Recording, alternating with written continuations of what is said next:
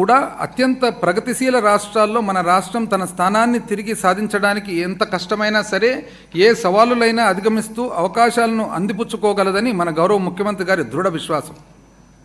వినూత్న పరిపాలన ఆవిష్కరణలు.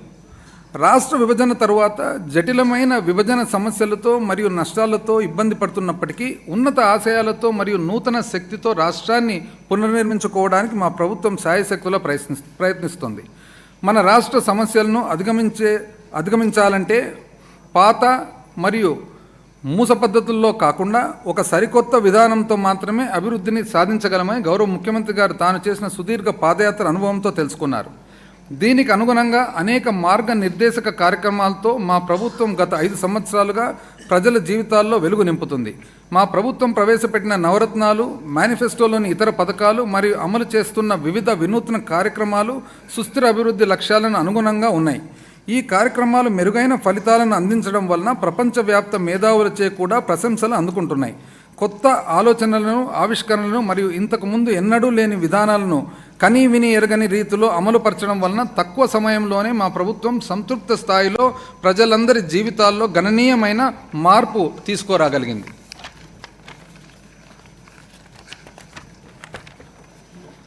ప్రముఖ ఆర్థికవేత్త జేఎం కీన్స్ మాటల అధ్యక్ష, అగైన్ జాన్ మెనార్డ్ కీన్స్ అధ్యక్ష, ఒక గొప్ప ఆర్థికవేత్త మరియు తత్వవేత్త. తాను మొట్టమొదటిసారిగా ప్రపంచానికి మ్యాక్రో ఎకనామిక్స్ అనే పదము ప్రపంచానికి తెలియజేశాడు అధ్యక్ష. స్థూల అర్థశాస్త్రం 20వ శతాబ్దంలో దాదాపు అందరిపై కూడా ఎక్కువ తనకున్న ఇన్ఫ్లుయెన్స్ అనేది చాటి చూపగలిగినారు అధ్యక్ష.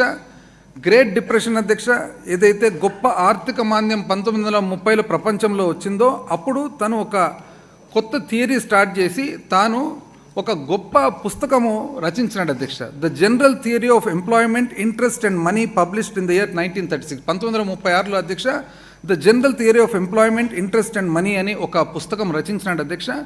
తాను ఏమంటాడంటే, ఏదైనా కానీ ఇబ్బందులు కలిగినప్పుడు కానీ, ఆర్థిక మాంద్యం ఉన్నప్పుడు కానీ, డిప్రెషన్ ఉన్నప్పుడు కానీ తాను ప్రభుత్వం అనేది ఇంకా ఎక్కువ ఖర్చు పెట్టాల్సిన అవసరం ఉంది, ఎక్కువ ఖర్చు పెడితే అప్పుడే మనం మళ్ళీ ఆ మాంద్యం నుంచి బయటపడతామనే థియరీ ఆయన మొట్టమొదటిసారిగా ఆయన ప్రపంచానికంతా చాటి చెప్పాడు అధ్యక్ష. అంతవరకు డిప్రెషన్ అనేది ఉన్నప్పుడు ఎప్పుడు కూడా మనం ఇంకా ఖర్చు కంట్రోల్ చేసుకోవాలి అనే ఒక ఆలోచన నుంచి డిప్రెషన్ ఉన్నప్పుడు ఆర్థికంగా మనం తగ్గులో ఉన్నప్పుడు ఇంకా పైకి తీసుకురావాలని అధ్యక్ష. తానేమంటాడంటే, his radical idea that government should spend money that they don't have has actually saved capitalism అని. అంటే ప్రభుత్వం దగ్గర డబ్బులు లేకున్నా కూడా, లేనప్పటికీ కూడా ఆర్థిక మాంద్యం ఉన్నప్పుడు కానీ, ఇబ్బందులు ఉన్నప్పుడు కానీ మనం ఇంకా కొద్దిగా ఖర్చు పెట్టాల్సిన అవసరం ఉంది అని చెప్పి తను తెలియజేశాడు అధ్యక్ష.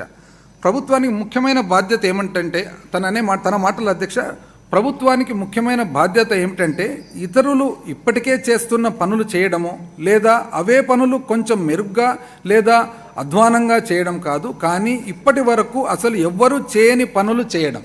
ఐ రిపీట్ అధ్యక్ష, ఇప్పటి వరకు అసలు ఎవరు చేయని పనులు చేయడం. ఈరోజు మనం గర్వంగా చెప్పొచ్చు అధ్యక్ష, మన ప్రభుత్వం కానీ, గౌరవ ముఖ్యమంత్రి గారు కానీ తీసుకున్న నిర్ణయాలు ఏవైతే ఉన్నాయో, పరిపాలన ఏదైతే ఇచ్చామో ఇప్పటి వరకు ఎవ్వరు కూడా చేయలేదని చెప్పి ఈరోజు గర్వంగా మనం చెప్పొచ్చు అధ్యక్ష. మా ప్రభుత్వం యొక్క కొన్ని ముఖ్యమైన వినూత్న కార్యక్రమాల ప్రభావం మరియు వాటి సత్ఫలితాలను గౌరవ సభకు తెలియజేస్తున్నాను అధ్యక్ష. మన విధానాలు అధ్యక్ష 7 భాగాలుగా మనం దాన్ని విభజించవచ్చు అధ్యక్ష. ఆ 7 భాగాలు కూడా ఒక భాగం తర్వాత ఒక భాగము క్లియర్గా ఆ విధానం ఏమి, ఆ పరిపాలన విధానం ఏమి, ఆ ఆలోచన ఏమి, ఆ ఆలోచన వెనకాల దానికి కారణమేమి, అయితే ఆ ఆలోచన పరిపాలన వలన యాక్చువల్గా రిజల్ట్ ఏమి, అవుట్కమ్ ఏమనేది కూడా నేను చెప్పబోతా ఉన్నాను అధ్యక్ష. ఎందుకంటే ఈ బడ్జెట్లో ఈ ముఖ్యంగా అవుట్కమ్ అధ్యక్ష, 5 సంవత్సరాల పాలన తర్వాత అవుట్కమ్ ఏమొచ్చింది అనేది అధ్యక్ష. అయితే ఆ 7 విధానాలు వచ్చేసి అధ్యక్ష, సుపరిపాలన ఆంధ్ర, సామర్థ్య ఆంధ్ర, మన మహిళా మహారాణుల ఆంధ్ర అధ్యక్ష. ఐ రిపీట్ అధ్యక్ష, మన మహిళా మహారాణుల ఆంధ్ర, అన్నపూర్ణ ఆంధ్ర, సంక్షేమ ఆంధ్ర, సంపన్న ఆంధ్ర, భూభద్ర ఆంధ్ర. మొట్టమొదటి అధ్యక్ష సుపరిపాలన ఆంధ్ర. పాలనా వికేంద్రీకరణ, గడప వద్దకే ప్రభుత్వం. ప్రజల సాధికారత మరియు వికేంద్రీకరణలు సుపరిపాలన మరియు అభివృద్ధికి అత్యంత ముఖ్యమైనవి. వీటిని ప్రజల చెంతకు తీసుకువెళ్లే దిశగా మా ప్రభుత్వం అనేక చర్యలను చేపట్టింది. ఇందులో భాగంగా గ్రామ స్థాయి నుంచి ప్రభుత్వాన్ని పటిష్టపరచడం, విస్తృత స్థాయిలో పాలనా విభాగాలను పునర్వ్యవస్థీకరించడం మరియు సమాజంలోని వివిధ వర్గాల వారికి సాధికారతను అందించడం జరిగింది. పాలనా వికేంద్రీకరణలో భాగంగా జిల్లాలు మరియు పోలీస్ వ్యవస్థ పునర్వ్యవస్థీకరణ మాత్రమే కాకుండా స్థానిక సంస్థలను బలోపేతం చేయడమైనది.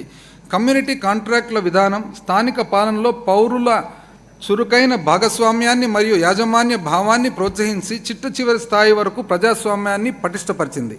దాదాపు 1,35,000 మంది ఉద్యోగులతో, ఐ రిపీట్ అధ్యక్ష, దాదాపు 1,35,000 మంది ఉద్యోగులతో 15,004 గ్రామ మరియు వార్డు సచివాలయాలను ఏర్పాటు చేయడం, 2,66,000 మంది వాలంటీర్ల నియామకం చేయడం ద్వారా సకాలంలో అర్హులైన లబ్ధిదారులందరికీ ఎటువంటి లోపాలు లేకుండా పారదర్శకంగా సంక్షేమ పథకాలు మరియు పౌర కేంద్రీకృత సేవలు గడప గడపకు అందించగలుగుతున్నాము. అందుబాటులో ఉన్న వనరులను సముచితంగా వినియోగించి జిల్లాల సంఖ్యను 13 నుండి 26కు, రెవెన్యూ డివిజన్లను 52 నుంచి 77కి పెంచడం ద్వారా మా ప్రభుత్వం పరిపాలనాపరమైన పునర్నిర్మాణాన్ని చేపట్టింది. కొత్తగా ఏర్పాటు చేసిన 25 రెవెన్యూ డివిజన్లలో కుప్పం కూడా ఒకటి. ఇది ప్రజలకు పాలనలో మరింత చేరువ చేయడంతో పాటు ప్రభుత్వాన్ని మరింత జవాబుదారీగా మరియు సమర్థవంతంగా చేసింది. నూతన సమీకృత కలెక్టరేట్ భవన సముదాయాల నిర్మాణం ప్రజలకు సేవలను మరింత చేరువ చేసింది. పౌరుల రక్షణ మరియు భద్రతను పెంపొందించడానికి మా ప్రభుత్వం పునర్వ్యవస్థీకరణలో భాగంగా అవసరమైన చోట కొత్త పోలీస్ సబ్ డివిజన్లను మరియు పోలీస్ స్టేషన్లను ఏర్పాటు చేసింది.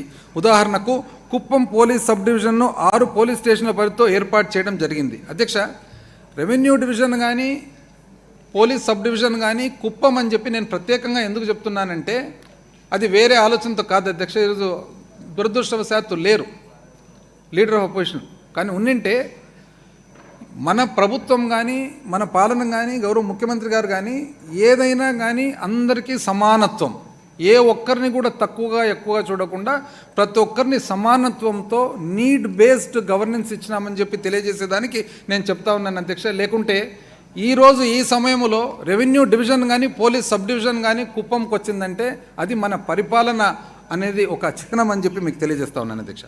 ప్రతి జిల్లాలో దిశ పోలీస్ స్టేషన్లు ఏర్పాటు చేయడమే కాకుండా రాష్ట్ర వ్యాప్తంగా పుణ్యక్షేత్రాలు మరియు పర్యాటక ప్రాధాన్యత కలిగిన 20 ముఖ్య ప్రాంతాల్లో పర్యాటక పోలీస్ స్టేషన్లు ప్రారంభించబడ్డాయి. భద్రత మౌలిక సదుపాయాలు పెంచడం ద్వారా ప్రజా భద్రత మరింత మెరుగుపడింది.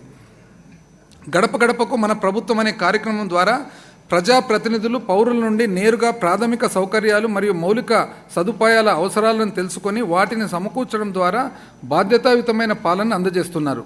ఈ కార్యక్రమంలో భాగంగా అత్యధిక ప్రాధాన్యత కలిగిన 58,288 పనులను 2,356 కోట్ల రూపాయల అంచనా వ్యయంతో మంజూరు చేయగా ఇప్పటి వరకు 729 కోట్ల రూపాయలతో 17,239 పనులు పూర్తయ్యాయి.